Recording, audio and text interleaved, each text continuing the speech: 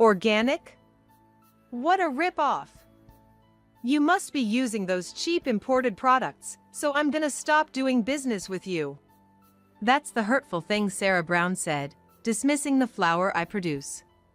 She's the heiress of a popular bakery I've been dealing with for a long time. I've had a long-standing relationship with them, but ever since Sarah got involved in its management, things started feeling uncomfortable. With a certain plan in mind, I decided to cut ties and stop doing business with them. My name is Mary Johnson. I'm a 45-year-old farmer, turning 46 this year. My family has been wheat farmers for generations, and my folks are still active in the business and also produce flour. I've been helping them out since I was little, and after graduating from an agricultural school, I began farming alongside them. Our product's biggest selling point is that it's pesticide-free. Of course, there are downsides to organic. It's prone to pests, and it comes at a higher price. But we're committed to providing the most natural and safe products for our consumers. There are folks who appreciate our efforts, and one of them is the renowned Bakery Bread Club. Smith, the head baker of Bread Club, is really particular about his ingredients. After trying various types of wheat, he settled on ours. He is like Johnson's wheat is the best. Without your flour, I can't make the best bread, and he's been a loyal customer ever since. Those words inspire my parents and me to keep producing the best wheat. However, my parents are in their 70s, and they aren't getting any younger. Their health has been declining, and though I'm still single with no marital prospects, I hope to find a successor soon. I don't need someone related by blood, I just want to find a successor as soon as possible. It would be such a shame if the legacy ended with me. Although that's on my mind, finding the right person has been a challenge. Moreover, since Sarah got involved with Bread Club, it's added to my worries. The name of that troublesome individual is Sarah Brown. The situation with Sarah's involvement in the business is somewhat complex. Bread Club was originally owned by Sarah's father. He was a businessman who owned several businesses, and Bread Club was one of them. He was a very understanding man and had no objections to Smith using our slightly expensive flour. But after he passed away suddenly due to an illness a year ago, things took a turn. The new CEO appointed Sarah to support the management of Bread Club. It's seeing as she's expected to take over the business someday. Usually, her role would involve advising and providing ideas to ensure the smooth operation of the business. But what she's been doing is the exact opposite. She ignores the baker's opinions, imposing her own ideas on them. Smith was like all Sarah talks about is cutting costs. Just because ingredients are cheap doesn't mean they're the best. But she doesn't get it. I've encountered Sarah a few times when delivering flours. She was always fussing over costs with Smith. Hey, why does it cost so much when you're only using flour? Use cheaper ingredients, and you can cut even more costs. She would talk like this, not even addressing Smith, her elder, respectfully. And the moment she saw me, she was like, "Who are you? A supplier? We're busy here, just drop off what you brought and get going." Every time our paths crossed, she gave me a nasty look. I've got a pretty bad impression of her. People say she used to be a humble and cheerful person when her father was alive. I've overheard something, and she was like, "Now that my father's gone, I can do things my way." So, she probably was hiding her true colors all along. Sarah's only 25. She's still green in the business world. She should be more humble and learn from experienced ones, but it doesn't seem like she's gonna. I didn't say anything wrong. And, by the way, anyone can become a baker. I really don't want to listen to people with such a low status. It seems she's shouting about these things at Bread Club, and the bakers, including Smith, seem to be in trouble. By the way, due to Sarah's rude behavior, Smith once seriously warned her. We are a renowned bakery and have lots of regulars. We can't just use cheap ingredients. If we're charging high prices, we need to serve high-quality breads, That's why we have to be picky about our ingredients. However, after hearing this, Sarah got even angrier. Customers can't really tell the difference in flavors. If you serve them something average and claim it's renowned, they're gonna say it's delicious. Sarah's condescending comments about the customers made Smith extremely angry, leading to a heated argument between the two. When I heard this story from Smith, I was like, how about we try to have Sarah removed from her position at Bread Club? But Smith just looked hesitant. If only it were that easy. Right now, Sarah is very much liked by the CEO and board members. They believe she will eventually get the hang of the job and that there's no problem. It seems that Sarah has a knack for buttering up those above her. She must be thinking of how to make her way in the world. I realized she's quite the formidable opponent. Today, when I went to deliver to Bread Club, something was amiss. The familiar faces, like Smith and the other bakers, were missing, and in their place were 5 young men I'd never seen before. All were dressed as baker, but their attire seemed sloppy, and one even with accessories. A blonde man with earrings gave me a clear look of disdain when he saw me. "Who are you?" This isn't a place for a withered old lady, you know? Out of the blue, calling someone a withered old lady. I felt anger surge up, but managed to introduce myself while suppressing it. "I'm Johnson, the one who delivers flowers to this place. I came to deliver today." "Where's Smith and the other bakers?" "Smith? Oh, that older guy who was here before." If I recall, Sarah and the other bakers gave him the boot. Hearing that, I was shocked. "Fired? Why all of a sudden?" Just then, Sarah entered the place, so I asked her why she had fired Smith and the others. With a look of annoyance, Sarah explained. "Well, those guys kept defying me. They were difficult to manage, so I just found a reason and fired them. They all talked about considering a job move to rival bakery. I thought it was Sarah who was hard to deal with, not them. Firing them for such flimsy reasons is too harsh." Feeling frustrated, my thoughts wandered, but Sarah, unbothered, started introducing the new bakers. "The bakers I hired to replace them are all obedient and great folks. They might look a bit flashy, but who cares in this day and age?" "Well, maybe," I said, eyeing the new bakers with skepticism. Even if their appearances were acceptable, I felt their attitudes were problematic. One was openly dozing off, and 2 others were laughing loudly. The remaining 2 started playing a battle game on their smartphones. It was supposed to be the time for opening preparations, but no one seemed eager to work. The previous bakers were all diligent, making the most of every minute. Their passion for their job was fundamentally different. I don't mean to be rude, but I seriously doubt these folks are suitable for Bread Club. You can't serve good services with such a lackadaisical crew. As I stated my opinion firmly, Sarah's eyes narrowed. "What would a mere farmer like you know?" "Everyone, make some bread for this old lady." At Sarah's beckoning, the 2 noisy bakers sloppily started baking.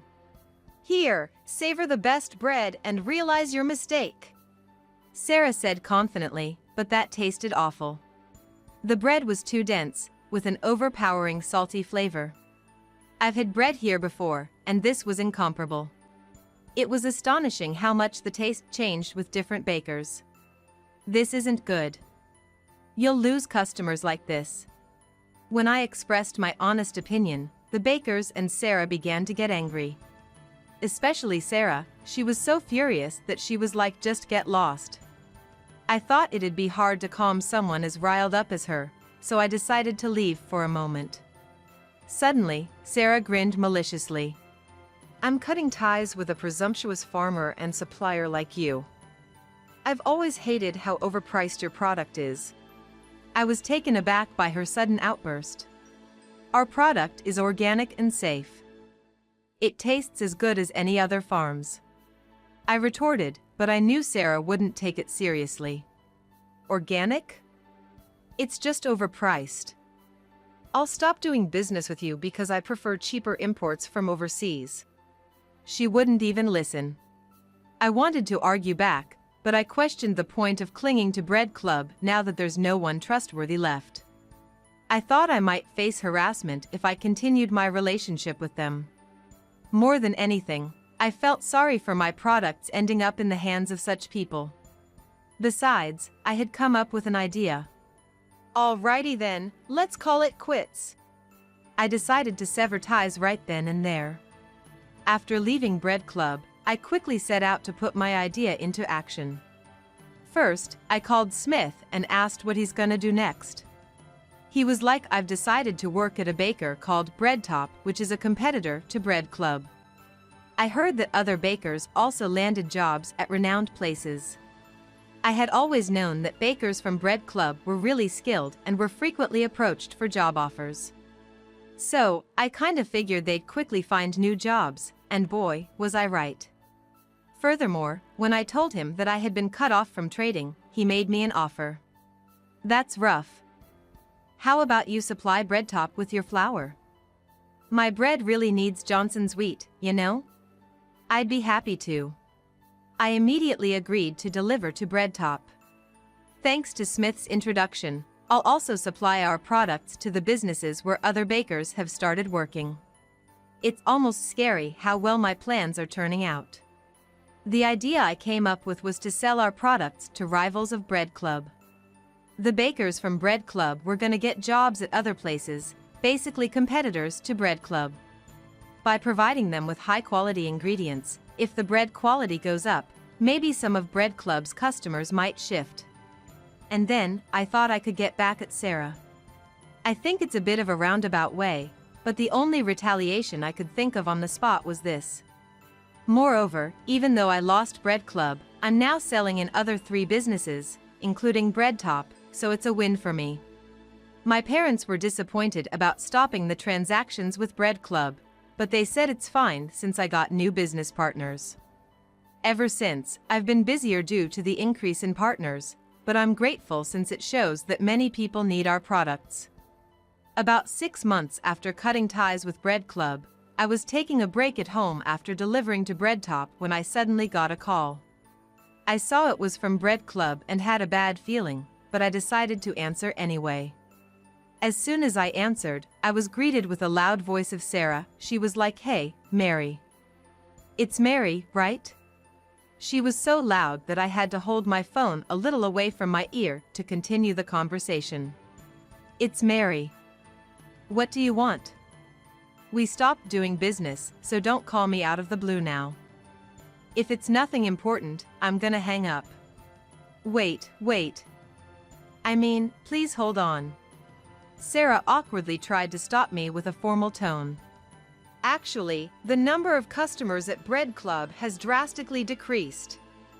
We're really struggling. I knew that was gonna happen. I warned you, but you didn't listen. I couldn't help but tease her a bit, and Sarah let out a groan. I regret not listening to your advice. We're getting a lot of complaints about the bread tasting bad. Even our loyal customers are saying they won't come back. I knew I was right about their bread. If customers were satisfied with bread that bad, nobody would struggle. But it's not just about the taste, right? When I pointed that out, Sarah made a strange noise. You're right. The new guys we hired are just angering the customers. I didn't think those careless folks could handle being bakers at that place. I bet you got complaints about their poor service and lack of grooming, right? When I asked that, Sarah began to rant at an incredible pace. No, it's way beyond that. Playing mobile games in front of customers? Saying they're not motivated so they close just an hour after opening? It's just a hot mess. For them to be called a mess by Sarah, they must have been really terrible. I thought they were straightforward people, but you were wrong. Why did you hire those folks? I got to know them on social media and gave them the job as bakers since they said they were unemployed. I thought they'd be loyal to me, but all 5 of them quit, saying working at the place was too much of a hassle. So they all quit within 6 months? But it's not surprising given that they were just loafing around without working. Smith, a top-notch baker, was like when you delve deep into bread, it's profound. To become a full-fledged baker, you need a good amount of time and dedication. I can't imagine those 5 having that kind of dedication. It was clearly Sarah's bad judgment in hiring. So, with no bakers left, is Bread Club closed for now? Well, yeah. I thought I'd keep the bakery running by myself until someone new comes along. I thought that was an even worse idea. Given Sarah, who's just as bad if not worse than those 5, there's no way she can manage the bakery. Hasn't the feedback from the customers gotten even worse? When I asked that, Sarah vehemently agreed. Exactly. There were tons of complaints that the tasted even worse and that we should stop looking down on customers. I can't imagine you being good at customer service. For instance, you've been looking down your customers the whole time. Maybe that condescending attitude was evident in the bakery too? When I asked that, Sarah fell silent. She probably couldn't find any words to rebut. Thank you for the update. If there's nothing more to discuss, I'll leave now. I was about to hang up the phone when Sarah was like, hey, hold on. Please wait. We haven't gotten to the main point yet. I was wondering if you could sell your flowers to us. It's pretty audacious to want to restart our business under these circumstances. My answer is obviously no. Of course not. Bread Club isn't trustworthy anymore. I can't possibly send my precious products to such a place. Please reconsider. My future is at stake here. Sarah's voice cracked with desperation. Because I completely messed up with Bread Club, the executives have a really bad impression of me. They even told me I'd be out on my ear if I don't turn things around for Bread Club. Looks like the company's executives finally caught on to Sarah's true colors. I could see a future where Sarah gets the boot. You were thinking of using my wheat to enhance the quality of the bread and win back the customer's trust, weren't ya? But I have absolutely no intention of helping you out. Oh, you've got everything figured out. I thought using better ingredients would improve the bread's quality. Please, I beg you for your help. Sarah's voice was choked with tears, but I still wasn't moved to help. Lost trust isn't easily regained. Goodbye. With that, I hung up and blocked Bread Club's number. Shortly after, I got a call from Sarah's personal cell, but I blocked that too. I didn't receive any more calls, making it seem like the matter was settled. However, half a year later, Sarah suddenly showed up again. While I was working in a farm, someone was like, hello. Their skin was rough and their hair was all messy, and they were wearing a cheap-looking suit. They looked like a down-on-their-luck ghost, so much so that I couldn't help but scream in surprise. What do you want? Why did you suddenly show up? I ain't doing business with you. As I said that, Sarah shook her head. I didn't come here to do business today. I've been fired and I'm not in a position to do any transactions anymore. So, Bread Club couldn't recover after all? Sarah nodded slowly. Bread Club had to close down due to severe financial troubles. And with that, I lost my job and am currently looking for a new one. You're not gonna say you want to work here, are you? But that was precisely Sarah's intention. I'll do any chores, please hire me. I've changed, I promise. Even though she said she had changed, I couldn't forget how arrogant Sarah used to be. I can't trust you now, especially after everything. Why are you even coming to me? At first, I thought I'd get a regular job. But nothing worked out, and now I'm trying to find work through people I know. I wish she wouldn't count me among those she could rely on. You are a CEO's daughter, there must be better connections for you. Please rely on them. But the moment I was fired, everyone around me became cold. My relatives called me the family's disgrace, my mom kicked me out, and even friends and acquaintances started ignoring me, so I can't rely on them. Sarah began to cry, but I wasn't moved. Maybe people turned cold because of your bad attitude? It makes sense that no one would want to help you. I admit I was selfish. But I've truly reflected on my actions. Sarah, in her desperation, tried to grab my arm, but I dodged quickly. What are you saying? Farming isn't an easy job. Reflecting a little isn't enough. Can you please leave? But I didn't save any money, so I need to earn somehow. Please, hire me for anything.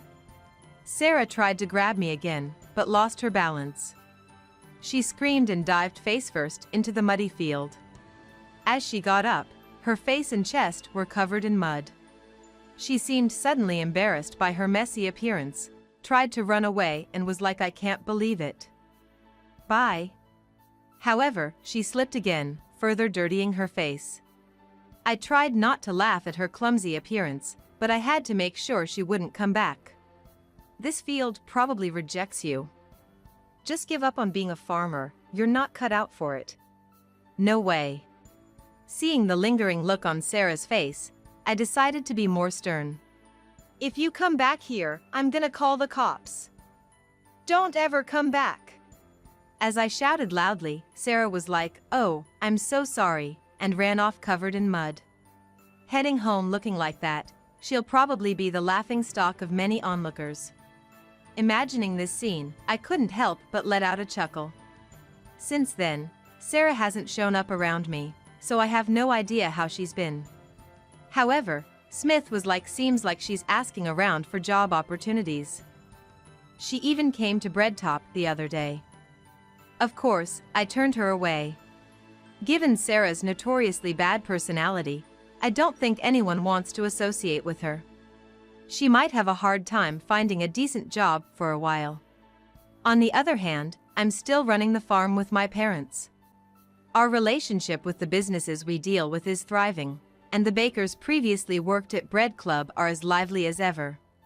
Happily, recently, 2 women in their 20s have expressed interest in taking over the farm and the flour production. We asked a young farmer who's active on social media to recruit, and they applied. One used to work at an agricultural machinery company, and the other at a food processing company. Because of that, they both have solid knowledge about farming and food, and we get along well. Both being young, they're quick learners, so they'll probably be full-fledged farmers in no time. My parents and I are delighted that new hands are on deck. I'm thinking of moving forward strongly, hand in hand with the new generation.